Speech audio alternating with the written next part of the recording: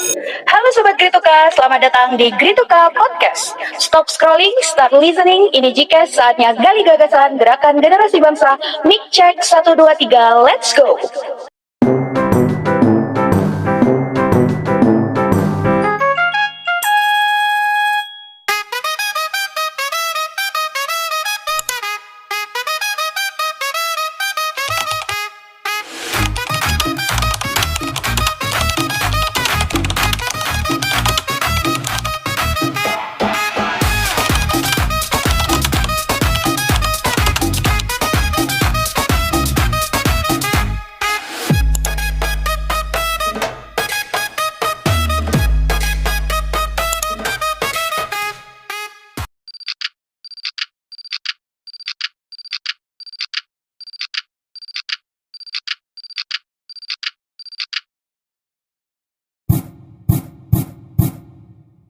Halo Sobat Grituka, kembali lagi di Gcast. Yeay. Halo sobat semuanya. Episode kali ini sangat spesial dan sangat insightful. Kenapa? Karena kali ini kita kedatangan tamu yang sangat menginspirasi. Dia adalah bukti nyata bahwa asal daerah tidak menghalangi kita untuk meraih mimpi yang besar. Salah satu alumni kita, alumni dari Grituka, saat ini sangat menginspirasi karena dia ini pernah lolos OSN tingkat nasional dan kemudian sekarang berkuliah di salah satu universitas terbaik di Indonesia, Universitas Gadjah Mada. So, Sobat Grituka semuanya, Sobat Gcast, siapkan catatan kalian, kita akan kupas tuntas bersama hari ini. Oke Mas Rianto, Baik, saya ingin tahu, boleh tuh Pak. waktu sekolah dulu, Mas Rianto itu dikenal sebagai sosok yang seperti apa, siswa yang seperti apa, di mata teman-teman, guru. Itu saya ingin tahu, Mas. Oke, mungkin apa ya? Saya dilihat dari teman-teman itu adalah anak yang rajin, kayak sering mengerjakan tugas, terus kayak tidak telat mengerjakan tugas, dan apa-apa tuh ingin sekali pengen tak ada kendala gitu, pengen kayak perfeksionis gitu Pak, begitu. Dikenal tanpa celah gitu ya Mas? Iya, tanpa celah, betul sekali. Keren sekali sih. Tapi waktu semasa sekolah, itu kan di lingkungan yang pedesaan, terus juga dari sumber teknologinya masih kurang. Bagaimana Mas Rianto untuk mengimbangi itu semua? Oke, untuk mengimbangi dengan kondisi saya yang dari desa, Iya. serta dengan adanya kemajuan yang semakin pesat ini, saya harus tetap update nih Pak dan Bu. Nih kayak harus sering update di sosial media, terus kayak tidak, serta kayak setiap ada adaptasi yang ada, perubahan-perubahan yang ada harus bisa beradaptasi gitu. Jadi kalau ada berita-berita atau misalnya info-info terkini kayak tahu gitu. Ini kan baru flashback ya Mas, Iya. masa lalu. Berarti waktu Mas Rianto sekolah di sini, di Grituka. Nah itu kira-kira kan pas zaman COVID juga ya waktu Iya, itu ya? betul. Nah itu apakah terkendala untuk masalah itu tadi Mas? Kayak medianya yang dipakai untuk belajar seperti itu? Jujur kalau media itu sudah sangat cukup karena media yang didapat tuh udah handphone udah ada. Cuman waktu itu yang terbatas tuh hanya laptop mungkin ya. Karena waktu SMP juga belum terbiasa pakai laptop dan belum memiliki, jadi kayak it's okay, aman aja. Pembelajaran menggunakan handphone. Oke, luar biasa ini. Terus bagaimana Mas Rianto itu mengondisikan diri dengan teman-teman, kan tahu kan teman-teman juga ragamnya banyak nih. Betul. Ada yang rajin, ada yang malas. Lah, bagaimana Mas Rianto mengkondisikan diri untuk menyesuaikan dengan kondisi teman-teman itu? Oke, kebetulan saya tuh orangnya adaptif. Jadi kayak orang yang kayak gini, kebetulan alhamdulillah bisa berbaur, yang rajin bisa berbaur, yang mungkin dalam tanda kutip kayak agak nakal juga masih bisa berteman. Untuk dari saya sendiri itu cukup satu kuncinya, tetap tahu batasan sih. Misal diajak yang negatif-negatif dan sebagainya itu kayak ya sebisa mungkin diberitahu dan menolaknya gitu. Dan bagusnya lagi kalau kita memberitahukan dan menasehati yang terbaik gitu. Oke, itu bisa dicatat ya anak-anak ya. Jadi bergaul memang tidak boleh pilih-pilih ya Mas Betul, Rianto benar. ya. Tapi tetap tahu batasannya gitu ya. Kata kuncinya tahu batasan. Oke, nah ini lanjut ya Mas Rianto, untuk tadi kita sudah bahas sedikit tentang masa lalu. Nah ini banyak yang penasaran juga nih adik-adik Sobat Jikes tuh ya. Bagaimana sih perjalanan Mas Rianto yang dari notabene ini kayak sekolah terpencil karena jauh dari ibu kota Kabupaten Semarang ya Mas, terus bisa diterima di SMA 1 Boyolali ya. Nah itu kan termasuk SMA yang sangat ketat persaingannya ya, hingga sekarang bisa memakai jas alma mater ini UGM. Itu bagaimana Mas? Awal mulanya itu waktu tahun 2022, nah itu ada seleksi Pensistru, kalau nggak salah itu penerimaan siswa baru di SMA Taruna Nusantara.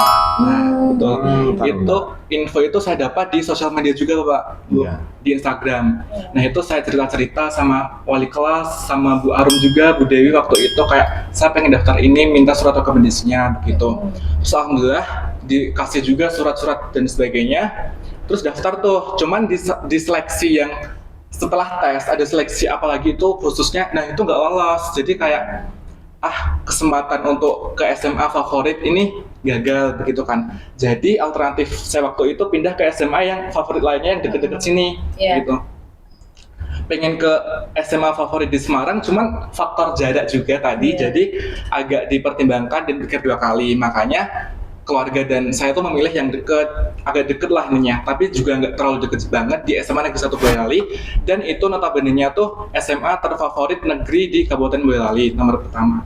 Nah, untuk perjuangan atau prosesnya itu memang sangatlah panjang karena untuk masuk ke SMA itu, SMA negeri kita harus menggunakan nilai rata-rata 5 semester dari kelas 7 sampai kelas 9 semester 1.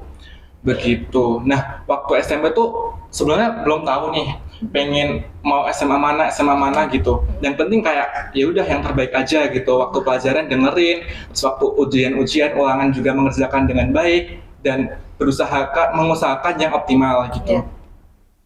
Hingga sampai di waktu itu kayak jujur bingung. Terus karena melihat nilai yang alhamdulillah bagus juga nih, dan di angkatan kebetulan juga nomor pertama juga, kayak langsung aja gas di SMA Negeri 1 Boyolali gitu.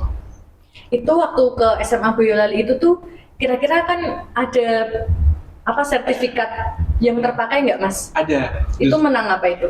Waktu SMP itu ada 2 sertifikat yang saya lampiaskan dan kebetulan itu juara 2, makanya poinnya juga bobotnya itu lumayan. Yang pertama itu lomba blog siswa. Ya, di kategori desain dulu didampingi oleh Pak Amin Mungamar.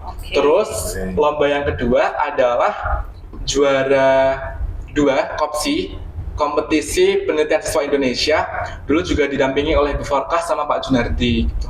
Itu basicnya IPS ya berarti? IPS. Dulu itu meneliti di Desa Pager bahwa ibu kota Kabupaten Semarang itu pernah di Desa Pager gitu. Keren sekali Pak Rahman. Ya, itu tadi perjuangannya Mas Rianto, adik-adik ya, bisa sampai diterima di SMA 1 Boyolali. Terus dari SMA ke Universitas Gadjah Mada gimana itu Mas? Prosesnya? Jujur juga ya, jujur juga nih, waktu mau ke kampus atau waktu mau kelas 3, kelas 12 itu kayak bingung banget, mau lanjut kemana, lanjut kerja, kedinasan, atau kampus, perkuliahan, itu bener-bener bingung banget, soalnya dari orang tua juga, itu belum ada yang kuliah, dari semenjak Mbah Buyut itu belum ada. Berarti ini baru pertama kali. Pertama kali ya? Generasi pertama banget, jadi kayak nanti orang tua bisa nggak kalau membiayai dan sebagainya kan, itu angkatan pertama banget, jadi kayak, tapi nih, saya semenjak di SMA 1 Boyolali kayak melihat dari teman-teman yang sangat beragam, multikultural, dari anak kota ya? Iya, anak kota, gitu. Anak kota dan sebagainya yang sudah memiliki pandangan yang luas, gitu. Saya juga terbuka nih untuk bisa maju ke depannya. Itu prosesnya juga. Saya milih UGM juga di akhir-akhir banget di kelas 3. Dulu awalnya saya itu pengen di UNES atau di UNS aja gitu. Deket ya? Iya, yang dekat aja gitu. Terus karena juga melihat nilai dan ternyata saya bisa melampaui SMA ini dengan baik, Iya. tuh saya memilih di perguruan tinggi yang negeri dan terbaik gitu. Oh. Awalnya disaranin oleh guru BK itu ke ITB di Bandung, cuman kayak berbalik lagi ke belakang, anak pertama banget, anak pertama dari 2 bersaudara, terus generasi pertama yang ingin kuliah. kuliah ya. Iya, betul. Jadi kayak pikir 2 kali, dan agar mobilitas ke rumah nih semakin cepat dan kayak nggak ada kesulitan lah intinya gitu. Terus ini selama dari SMA kan, SMA terus kuliah, ada perasaan minder nggak? Kalau minder jelas ada, jelas Bapak. Karena juga melihat saya yang dari desa ini, Iya. itu udah kayak, waduh ini teman-temannya udah dari mana-mana, dari Kalimantan, dari Sulawesi, dari Bali, yang notabene-nya juga orang-orang yang berada dan mampu secara intelektual. Jadi kayak, saya kan tahu batasan saya sebagaimana. Jadi saya harus melihat orang-orang itu untuk bisa berpacu diri, tapi tanpa rasa minder. Berpacu diri tapi dengan rasa minder. Keren sekali Pak Rahman ya. Oke. Oke, lanjut ke pertanyaan berikutnya, Mas. Pertanyaan dari saya. Dengar-dengar nih, saya dapat selentingan dari aura-aura. Waduh. Aura-aura apa nih Pak? Aura Positif. positif kalau saya ini. Positive vibes. Katanya dulu pernah sampai OSN sampai nasional. Apakah benar? Betul banget Pak. Alhamdulillahnya sampai nasional juga. Itu waktu SMA ya? Waktu SMA. Bisa diceritakan Mas itu? Boleh. Nah itu sebetulnya benih-benih OSN itu udah tertanam sejak SD. Nah, udah Jadi nggak kenal gitu Bapak Bu. SD itu udah pernah delegasi di SD Negeri Kalungu 2 itu menjadi duta OSN cabangnya matematika. Iya. Cuman karena dulu kayak belum prepare banyak banget, waktu juga waktunya mendadak banget, belum bisa menjadi top gitu kan. Terus SMP juga udah ada bibit-bibit, tapi kayak belum juga lolos nih dulu bidang IPS. Nah waktu SMA ini kayak mencoba hal baru. Dulu juga kayak sempat impossible dan kayak udah gak ada harapan lah ikut OSN. Nanti ujung-ujungnya kalah juga, kayak aduh gitu, sakit hati kan, betul. ya. Pesimis, sudah pesimis gitu. Terus diajak sama kakak kelas gitu. Kakak kelas gue join di OSN Kebumian. Oh, ya. Mood lah Kebumian itu masih terdengar baru nih bagi angkatan-angkatan yang angkatan saya. Termasuk saya itu kayak Kebumian itu belajar apa sih dan bagaimana sih itu berguna bagi kehidupan. Nah, itu saya tertarik banget karena itu. Akhirnya saya join di ekstrakurikuler itu di bidang kebumian. Saya tekuni lah itu, dan saya ikuti dari bimbingan dari kakak kelas. Alhamdulillah bisa lolos, dan nggak nyangka juga 2 tahun ikut OSN, tahun pertama sampai OSN provinsi, dan tahun keduanya alhamdulillah sampai nasional mewakili Jawa Tengah. Wah, Luar mantap. biasa, keren sekali ya. Ayo dicontoh ya anak-anak, semangat. Terus selain itu katanya juga mewakili Kabupaten Semarang sebagai genre apa? Duta genre. Duta genre. Iya. Kita genre Duta genre. 2023 ya itu ya kalau nggak salah. 2023. Lah itu juga prosesnya gimana? Kok bisa terpilih menjadi duta genre? Nah, duta genre itu juga hal yang baru bagi saya. Duta genre itu kan duta generasi berencana. Kayak, waduh, menarik nih. Kebetulan saya kan juga senang banget ikut-ikutan kayak kegiatan-kegiatan yang menarik, tentunya sosialisasi, terus kan berbaur dengan masyarakat. Duta genre itu info yang saya dapatkan itu dari grup ibu saya malahan. Oh. Iya, dari grup PKK. Oh, Betul. PKK kampung ya? PKK kampung. Itu ada penyuluh, itu kan penyuluh KB PKK yang bidangnya PKK, terus kayak nge-share info di grup PKK gitu dari kecamatan. Saya kebetulan waktu itu lihat HP ibu saya, lihat menarik banget nih buat dicoba.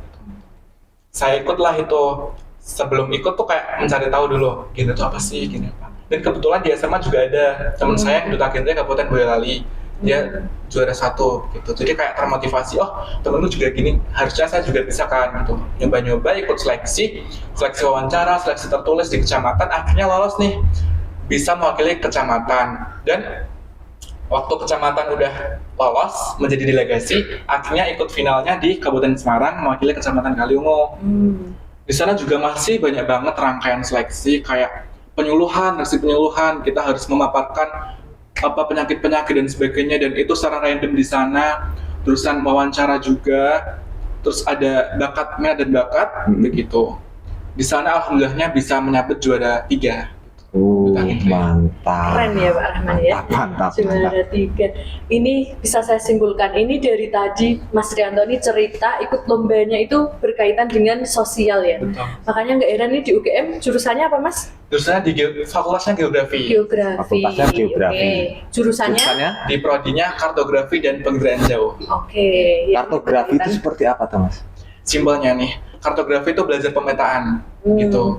Penginderaan jauh itu metode pengambilan gambaran bumi, Iya. tapi tanpa melalui langsung. Jadi kayak jaraknya tuh dari jarak jauh, menggunakan sensor, satelit atau wahana. Terus itu juga belajar tentang SIG atau sistem informasi geografis gitu. Menarik ya. Menarik sekali. Menarik sekali. Bumi kita luas. Iya. Kita luas. Jadi kita bisa menganalisis Pak Bu, kayak menganalisis fenomena di alam menggunakan analisis spasial begitu. Oke, sebagai anak IPS saya merasa gagal. Tapi Oke. Bu, fun fact-nya, Iya. Fakultas Geografi di UGM itu masuknya Saintek. Oh, ikutnya Saintek. Saintek. Oh iya. Saintek. Dulu Malah IPC Saintek. dulu waktu zaman saya itu, kalau mau masuk geografi itu masuknya harus IPC, ada sainsnya juga. Mas, bisa diminum dulu? Iya loh. Dari tadi kayaknya ngomong. Semoga Pak Bu. Minum. Alhamdulillah. Alhamdulillah. Oke, ini lanjut ya Mas, Lanjut. pertanyaan dari saya. Dari tadi nih kita kan bahas tentang akademik ya.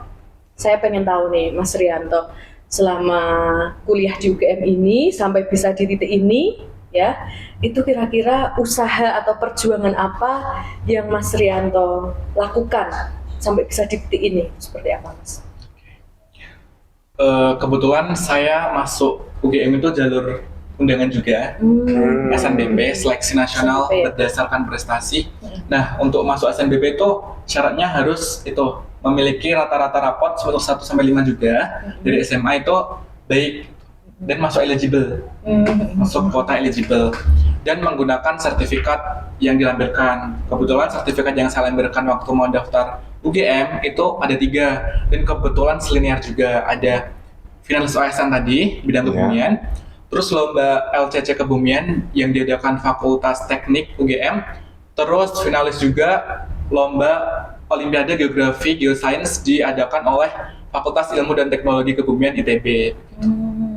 Terus untuk masuk ke UGM juga sangatlah penuh huru hara, Iya. karena SNBP itu kan jalur yang ingin dinanti semua angkatan kelas 12 gitu kan, kayak dia tuh udah nggak usah tes, nggak usah apa-apa, tinggal prestasi yang kamu dapatkan selama SMA tuh apa aja, lontarkan ke perguruan tinggi, tinggal nunggu pengumuman gitu. Itu huru haranya karena kita tuh sempat rebutan-rebutan gitu kan sama temen Sama temen, sebaya iya. gitu, Iya. kayak kamu mau apa gitu, biar kayak nggak kedobelan. Kalau kedobelan kan nanti yang diambil juga kan kuotanya terbatas dari pihak perguruan tinggi gitu sih. Terus setelah masuk juga agak culture shock gitu kan. Dulu sebagai orang di desa, terus kuliah di Jogja, bertemu dengan mahasiswa-mahasiswa dari berbagai daerah. Ada juga yang dari luar negara juga nih. Mereka masuk melewati jalur International Undergraduate Program atau IUP gitu. Itu sekelas Mas sama yang IUP itu? Sekelas, Oh. ya. Kalau di prodi sebelah di geografi lingkungan itu sekelas. IUP itu untuk beberapa program studi aja. Oke. Terus tadi ya Mas, yang pengen saya tahu juga, ini dari keluarga. Tadi kan Mas Rianto cerita ya, bahwa di keluarga itu pertama kali nih yang bisa sampai kuliah. Nah itu perjuangannya dari Mas Rianto sendiri dan keluarga itu bagaimana Mas? Apakah dari keluarga itu bagaimana mengusahakan Mas Rianto supaya bisa lanjut kuliah? Jujur kayak pernah dibilangin juga dari guru SMA itu, kalau udah mau kuliah itu emang banyak banget cobaannya. Cobaan yang kami hadapi itu yang pertama dan utamanya itu masalah ekonomi. Jujur kayak kuliah kan juga membutuhkan uang juga kan, kayak nggak sekedar masuk tanpa adanya usaha, tanpa adanya uang lah, Iya. sebagainya gitu. Itu masalahnya di situ. Waktu tahun 2024 akhir tuh bingung mau lanjut kedinasan, mau lanjut kerja, lanjut kuliah, atau mau hal lain Iya. lagi gitu kan, kayak bingung lagi kan itu. Itu mempertimbangkan faktor ekonomi juga. Sebenarnya kayak orang tua tuh pengen mengusahakan yang terbaik gitu kan. Cuman saya sebagai anak pertama di desa dan melihat juga keterbatasan orang tua, kemampuan orang tua bagaimana, saya juga harus tahu nih kondisinya. Saya juga di situ kondisinya menceritakan semuanya, menceritakan kelebihan kekurangan kuliah, terus kedinasan gimana, terus hal apa yang akan saya dapat ketika saya kuliah, dan apa ya, diagram alir tentang keuangan perkuliahan kayak gimana gitu.